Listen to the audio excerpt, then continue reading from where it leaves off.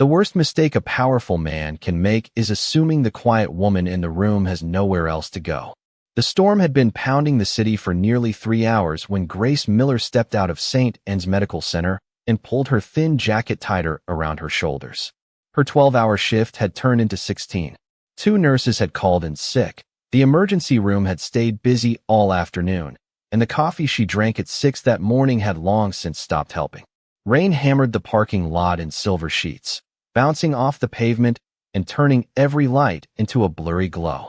Grace adjusted the strap of her worn canvas bag and started toward the bus stop at the far end of the employee lot.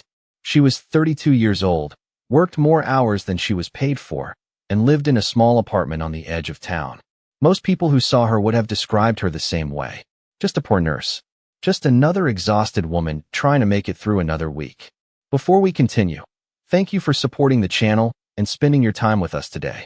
If you enjoy stories about courage, resilience, and unexpected heroes, please take a moment to like this video and subscribe to the channel.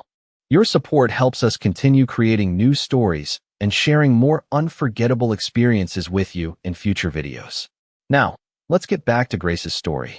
The wind howled across the parking lot as she hurried forward. Lightning flashed somewhere beyond the dark clouds, briefly illuminating the rows of parked vehicles. That was when she noticed the black SUV. It sat alone near the back fence, engine off, headlights dark. Under normal circumstances, she would have ignored it completely. But something caught her attention. The rear passenger door was slightly open, just a few inches. At first she kept walking. Then she heard it. A faint sound carried through the rain.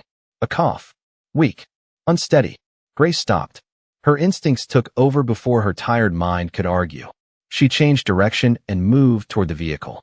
Rain soaked her scrubs as she approached. "Hello," she called out. No answer. Another cough. This time louder.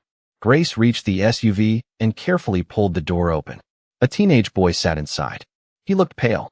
His breathing seemed uneven. Water dripped from Grace's hair as she leaned closer.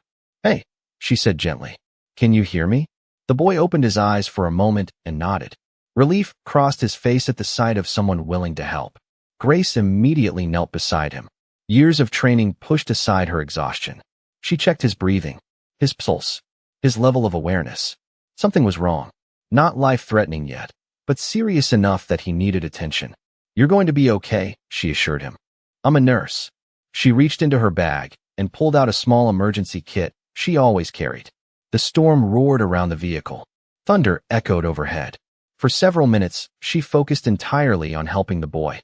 She never noticed the shadow moving through the rain behind her. She never saw the figure approach the SUV. She only heard the sound after it happened. Click. The door shut. Click. The lock engaged. Grace slowly turned. A tall man stood outside the vehicle. Rain streamed down his dark coat. His expression never changed. Then he smiled. It wasn't a friendly smile. It was the smile of someone completely certain he controlled what happened next. "You should have kept walking, nurse," he said. Grace stared through the rain-streaked window at the man standing outside the vehicle. He appeared to be in his late 50s, with silver at his temples and the kind of expensive coat that looked untouched by the weather despite the storm. The teenage boy beside her shifted weakly in his seat. Grace instinctively placed a reassuring hand on his shoulder. The man opened the front passenger door and climbed inside. 2 more men entered the vehicle from the opposite side. The cabin suddenly felt smaller. Nobody spoke for several seconds. The storm drummed against the roof while the engine remained silent. Finally, the older man turned toward Grace. His dark eyes examined her hospital badge, her worn shoes, and the faded canvas bag resting beside her. He looked unimpressed. "You work at St. Anne's?" he asked. Grace nodded. "I am a nurse." The man smiled faintly. "I know exactly what you are." One of the younger men laughed. "Boss." She thought she was helping somebody. Another chuckled. "They always do." Grace ignored them. Her attention remained on the teenager. His breathing had improved slightly, but he still needed proper medical care. "He should be in a hospital," she said calmly. "Soon." The older man leaned back. "Perhaps." Grace met his gaze. "If you care about him, you should let me call an ambulance." The suggestion caused another round of laughter. The older man seemed amused more than offended. "You assume I asked for your advice." Grace did not respond. She had spent years dealing with difficult patients, angry family members, and exhausted physicians. Silence often revealed more than arguments. The man studied her for another moment before speaking again. Do you know who I am? Grace shook her head. No, that makes you unusual. The smile disappeared from his face. Most people know exactly who Vincent Moretti is. The name meant nothing to Grace, but the reaction from the others inside the vehicle made it clear that it was supposed to. Respect, fear, loyalty, all of it flashed across their faces at once. Vincent glanced toward the boy. You helped him without asking questions. He needed help. And if helping him creates problems for you? Grace answered immediately. Then I will deal with those problems. One of the younger men rolled his eyes. She really believes that. Vincent appeared almost entertained. Tell me, Nurse Miller, what does St. Anne's pay these days? Grace frowned slightly. Enough. Enough for what? Vincent asked. Enough to pay rent? Enough to replace those shoes. His gaze moved to the emergency kit in her lap. Enough to carry supplies you buy yourself because the hospital does not provide everything you need. Grace said nothing. Vincent nodded as though her silence confirmed his assumptions. I know people. I know numbers. I know exactly what someone like you earns. The words were not angry. They were dismissive. You spend your life helping strangers. You work impossible hours. And at the end of the month you are still worried about bills. He gestured around the vehicle. That is why people like me run the world, and people like you follow instructions. Grace remained quiet. The teenager suddenly looked toward her. You should not have stopped, he whispered weakly. I did not have much choice, Grace replied gently. Someone needed help. The boy lowered his eyes. Vincent watched the exchange with growing curiosity. Most people became nervous around him. Some became frightened. She simply sat there, soaked from the rain, focused on a sick teenager instead of the powerful man sitting 3 feet away. Outside, thunder rolled across the night sky. Then a phone rang. One of Vincent's men answered. His expression changed immediately. Boss, he said carefully. The road ahead is flooded. The bridge is closed. Silence filled the SUV. Vincent slowly turned toward the dark windshield. For the first time, the journey had stopped moving forward. And for the first time, Grace noticed that the men surrounding her looked less confident than before. The news about the flooded bridge changed the atmosphere inside the vehicle immediately. It was steadier now, but not where she wanted it to be. He needs fluids and observation, she said. The longer he sits here, the greater the chance he gets worse. One of the men laughed. Listen to her. She thinks she is in charge. Another leaned forward from the back seat. Do nurses always talk this much? Vincent finally looked toward her. You are very comfortable giving orders for someone with no authority. I am not giving orders, Grace replied calmly. I am explaining reality. The younger men exchanged amused looks. One shook his head. Boss, she is unbelievable. The mockery continued around her, as if she were not even there. Look at that bag, one man said. Everything she owns is probably inside it. You think she has any idea who she is sitting with? Another asked. Vincent watched her carefully. No, he answered. I do not think she cares. That observation seemed to surprise even him. Most people reacted when his name entered a conversation. Grace had not. Most people became nervous when they realized they were trapped in a vehicle with powerful men. Grace had not. She simply kept acting like a nurse. The teenager opened his eyes again. Why are you helping me? He asked quietly. Grace offered a small smile. Because somebody should. You do not even know me. I do not have to. The answer silenced him. Outside, another flash of lightning illuminated the road. For a brief moment, Grace noticed something on the wrist of the man sitting closest to the door. A dark tattoo partially hidden beneath his sleeve. Her eyes moved to Vincent. A similar symbol appeared beneath the cuff of his coat. She recognized the design instantly. Not because she had seen those men before. Because she had seen that symbol years ago in a briefing photo she was never supposed to forget. Grace looked away before anyone noticed. Her expression never changed. Her pulse never quickened.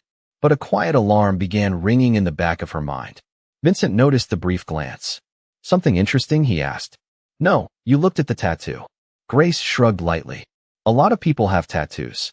Vincent held her gaze for several seconds. That is true. The conversation ended there, but something had shifted. For the first time since entering the SUV, Grace felt certain this situation was not random. The storm was keeping everyone trapped together. The flooded roads had removed every easy exit. and the symbol she had just recognized belonged to an organization connected to events she had spent years trying to leave behind. The men around her still saw a tired nurse in wet scrubs with a nearly empty wallet and no power. They still believed she was the least important person in the vehicle. Grace lowered her eyes and continued monitoring the teenager. She had no intention of correcting them. Not yet. The storm showed no sign of ending. Water flowed across the highway in dark streams, and every few minutes another flash of lightning illuminated the stranded vehicles scattered along the road. Inside the SUV, frustration slowly replaced confidence. One of Vincent Moretti's men tried calling 3 different numbers before throwing his phone onto the seat. "Nothing," he muttered. "The signal keeps dropping." Another stared through the window at the flooded roadway. "We could be here all night." Vincent remained calm, but Grace noticed the change immediately. Powerful men often revealed themselves during inconvenience. Some became angry. Others became careless. Both could be dangerous. The teenager shifted beneath the blanket. Grace checked his forehead. The fever she had been worried about was beginning to rise. "He needs clean water," she said. "And he needs to stay awake." One of the men laughed again. "There she goes. Nurse instructions." Grace ignored him. The same man leaned forward and pointed toward her canvas bag. "What do you even carry in there?" "Lottery tickets and unpaid bills." More laughter followed. "Maybe that is her retirement plan." "You think she even has a retirement plan?" Another replied. Vincent watched the exchange without stopping it. To him, it was entertainment. A wealthy man surrounded by loyal followers rarely missed opportunities to remind others of their place. "Tell me something, Grace," he said. "How long have you been a nurse?" 9 years. "And after 9 years you still take the bus?" Grace met his eyes. "Sometimes." "That is remarkable." His tone carried no admiration. 9 years helping people, and you are still struggling." One of the younger men shook his head. "That is because people like her never learn." "Learn what?" Grace asked. "How the world works." The man smiled. "The people with money make the decisions. Everyone else follows along." Grace looked toward the teenager again. "Interesting theory." The man laughed. "You disagree?" "I think people reveal who they are when nobody needs anything from them." The answer silenced him. Vincent tilted his head slightly. "And what does that tell you about us?" Grace shrugged. "I have only known you for an hour." The response earned another round of chuckles, but Vincent did not laugh this time. He seemed more interested than amused now. The storm continued outside while the minutes dragged by. Then another call came through. This time the driver answered immediately. His expression changed before he finished listening. "Boss," he said quietly. One of the support vehicles slid into a drainage ditch about 2 miles back. Vincent sat forward. "Injuries. 2 men. One cannot get out of the truck." Silence filled the cabin. Vincent looked toward the flooded road, then toward Grace. For several seconds nobody spoke. Finally he asked, "Can you help them?" Grace studied him carefully. It was the first time he had asked instead of ordered. "Possibly." "Then do it." Grace did not move. "The boy comes with me." The men immediately protested. Vincent raised one hand, and the vehicle fell silent.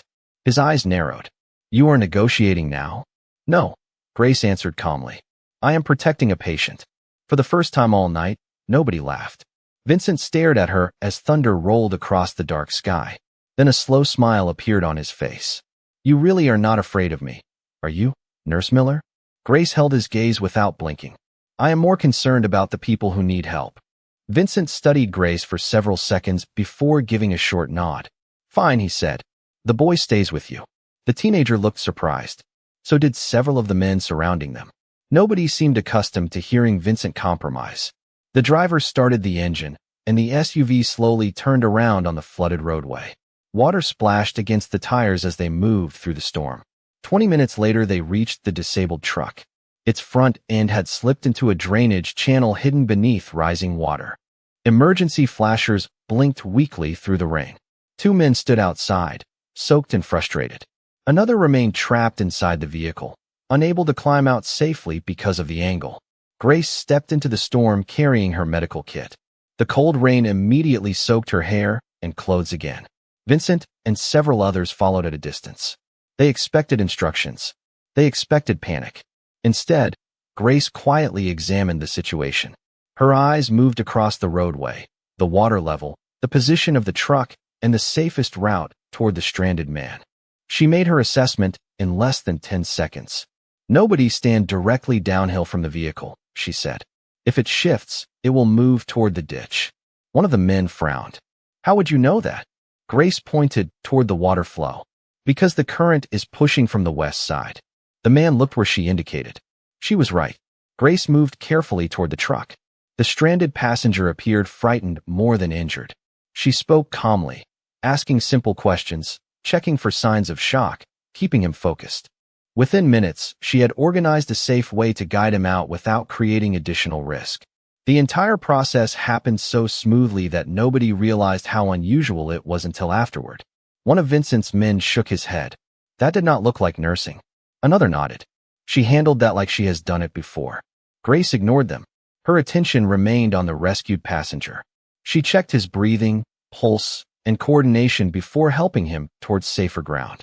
The teenager watched everything from beneath the umbrella someone had finally given him. His eyes followed Grace constantly. You knew exactly what to do, he said when she returned. Grace offered a small smile. People think clearly when someone stays calm. No, he replied quietly. It was more than that. Before she could answer, one of Vincent's men slipped while crossing the muddy shoulder of the road.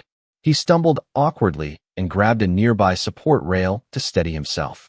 Embarrassed, he immediately looked around to see who noticed. A few laughed. Grace did not. She simply walked over and checked his wrist. You strained it, she said. Nothing serious. Try not to use it for a few hours. The man stared at her. You are helping me too? You are injured. I work for Vincent. Grace looked genuinely confused by the statement. And the man had no answer. Vincent watched the exchange from several yards away. Something in his expression changed. The amusement remained, but curiosity had begun replacing it. The poor nurse he had dismissed earlier no longer fit neatly into the category he had assigned her. She was still wearing wet scrubs. She still carried a worn canvas bag. Yet she moved through uncertainty with an unusual confidence that none of his men possessed. As thunder rolled overhead, Vincent glanced toward the symbol tattooed on his own wrist, then back toward Grace. For the first time all night, he found himself wondering whether Nurse Miller knew more than she was willing to say. The storm continued to trap everyone on the flooded highway. What should have been a simple rescue had turned into an uneasy waiting game. The stranded vehicles could not move forward, and the rising water made turning back difficult. Vincent ordered everyone to regroup near the largest truck while they waited for updated road reports. Grace sat beneath a temporary shelter beside the teenager, monitoring his condition and making sure he stayed hydrated. The young man seemed stronger now. Color had returned to his face, and his breathing was steadier. Around them, Vincent's men spoke in low voices. The confidence they had displayed earlier was fading. Bad weather had a way of stripping away certainty. One of the younger men paced near the edge of the road, repeatedly checking his phone. Frustration finally got the better of him. This is ridiculous, he muttered. We are stuck because of rain. Another man rolled his eyes. Then go argue with the weather. A few laughed. The tension eased briefly. Then a loud crash echoed from farther down the roadway. Every head turned. One of the support trailers had shifted slightly on the unstable shoulder. Nobody was hurt, but the sudden noise startled everyone. The same impatient man immediately rushed toward the trailer. His foot caught on a loose section of debris hidden beneath the water. He stumbled forward and nearly lost his balance. Several men shouted warnings at once. Before anyone else reacted, Grace was already moving. She reached him first, guiding him away from the unstable ground and back toward solid pavement. The entire action took only seconds. Slow down, she said calmly. The shoulder is collapsing in sections. The man stared at her. How did you know that?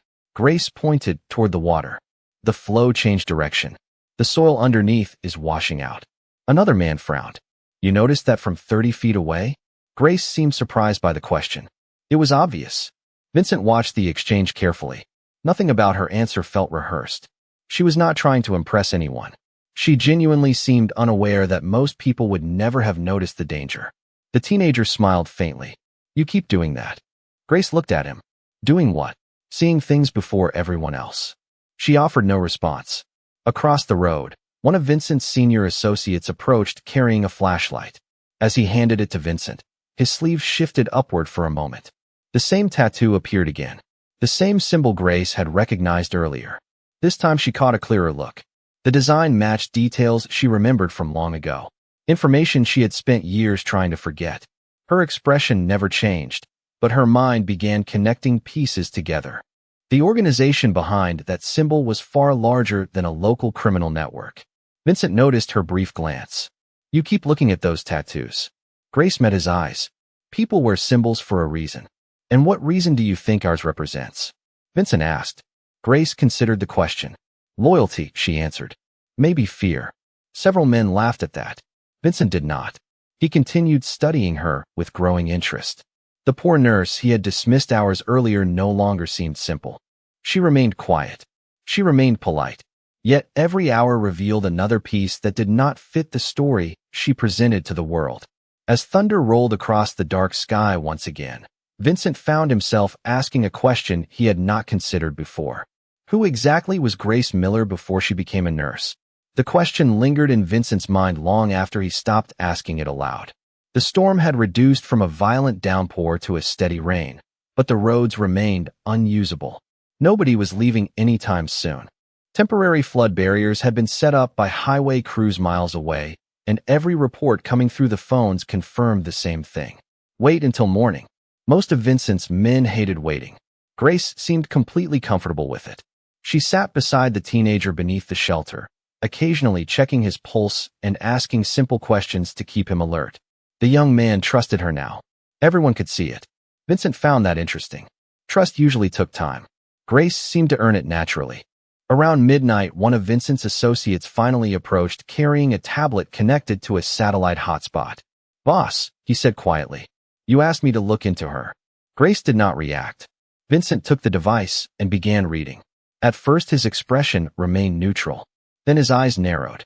The associate looked confused. "What is it?" Vincent continued scrolling. "This cannot be right." The man leaned closer. "What did you find?" Vincent looked up toward Grace. Rain reflected in the lights above the shelter. She looked exactly the same as she had all evening. Tired nurse. Wet scrubs. Cheap shoes. Ordinary life. Yet the information on the screen told a different story. "There are gaps," Vincent said. "Years of them." The associate frowned. "People have gaps. Not like this." Vincent continued reading. Employment records appeared normal. Nursing certifications appeared normal. Apartment lease. Utility payments. Hospital evaluations. Everything looked ordinary until it suddenly disappeared for nearly 6 years. Then it reappeared again. Different city. Different state. Different life. "What happened during those missing years?" the associate asked. Vincent slowly lowered the tablet. "That is exactly what I want to know." A few minutes later, he walked toward Grace. The teenager noticed him first and sat up straighter. Grace simply looked up from her patient notes. "How is he?" Vincent asked. "Improving. And you?" Grace seemed surprised by the question. "I am fine." Vincent sat across from her. Several of his men watched from a distance. "You know something about those symbols?" It was not phrased as a question. Grace remained silent. "You recognized them immediately." "I recognized that they matter to the people wearing them," she replied. Vincent smiled faintly. "You are careful." "So are you." That answer earned a brief laugh. "Perhaps." For several seconds neither spoke. Then Vincent placed the tablet on the table between them. "Who were you before nursing school?" Grace glanced at the dark screen, but made no effort to touch it. "I was younger." Vincent studied her face. "That is not an answer. It is the only one I am giving." One of the men nearby shook his head. "Nobody talks to him like that." Grace looked genuinely puzzled. "I am answering his question." Vincent should have been annoyed. Instead, he found himself increasingly fascinated. Every attempt to place Grace inside a simple category failed. She did not seek approval. She did not seek power. She did not appear impressed by wealth or influence. Most importantly, she never seemed concerned about protecting her image. People who carried secrets usually behaved differently. Then a new message appeared on the tablet. Vincent looked down. The sender was someone whose information had never been wrong before. He opened the file. A photograph appeared on the screen. It had been taken years ago. The image quality was poor, but the face was unmistakable. Vincent's expression froze. For the first time all night, genuine surprise replaced curiosity. Slowly, he looked from the photograph back to Grace Miller. And suddenly the missing years no longer looked empty at all. Vincent stared at the photograph for a long moment. Around him, the noise of the storm and the quiet conversations of his men seemed to disappear. The image showed a much younger Grace standing beside a group of people wearing federal agency jackets. Most faces had been blurred in the file. One had not. Grace. The date stamp at the bottom matched the exact period missing from her records. Vincent slowly lowered the tablet. Interesting, he said quietly.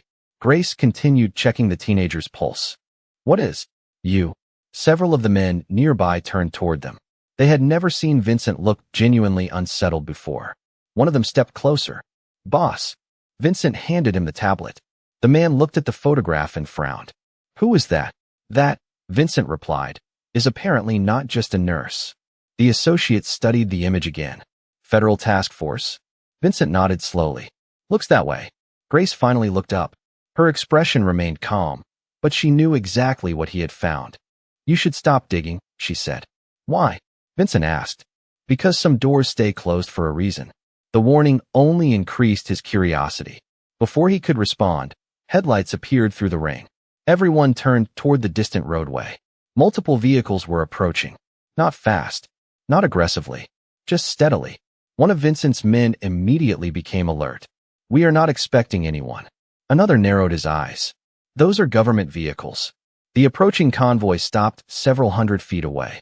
Doors opened. Men and women stepped out wearing rain gear marked with federal insignia. The entire roadside fell silent. Grace closed her medical kit. The teenager looked from her to the arriving convoy and back again. Do you know them? He asked. Grace did not answer. A tall man emerged from the center vehicle and began walking through the rain toward the shelter. He moved with the confidence of someone who belonged wherever he chose to stand. Vincent recognized him immediately. Daniel Hayes, United States Marshal Service.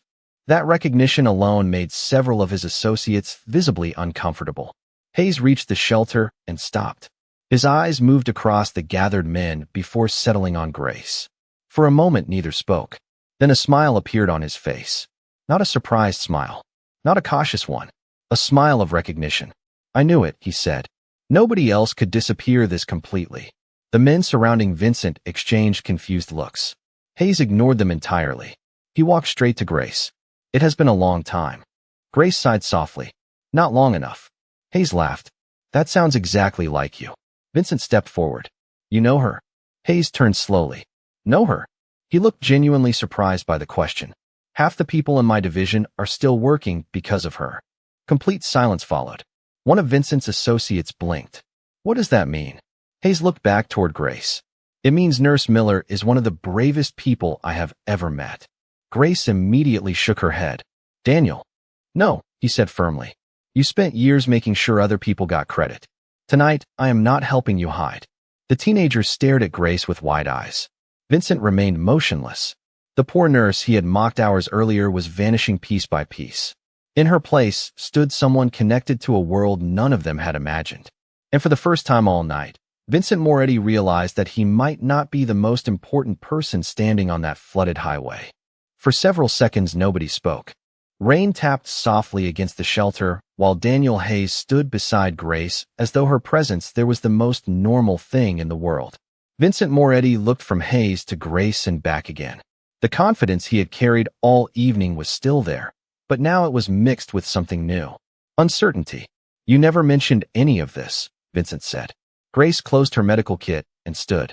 You never asked the right questions. One of the younger men stared at her in disbelief. You let us think you were just some nurse. Grace looked at him calmly. I am a nurse. Daniel smiled. That is the funny part. She always says that first. The teenager sitting beneath the blanket watched the exchange with amazement. Who are you really? He asked softly. Grace looked down at him. Someone who got a second chance. Daniel folded his arms. You are being modest again. Vincent glanced toward the federal vehicles parked along the roadway. You came all the way out here for her. Daniel shook his head. No. We came because weather reports showed several people were stranded. Then he looked directly at Grace. Finding her was the surprise. One of Vincent's associates frowned. You still have not explained why everybody seems to know her. Daniel took a slow breath. Years ago, there was an operation involving multiple federal agencies. It prevented a lot of innocent people from getting hurt. Several careers were built on that success. He paused. Grace was one of the people responsible. Silence followed. The men who had laughed at her bus rides, her shoes, and her paychecks suddenly found nothing to say. The teenager smiled. I knew it.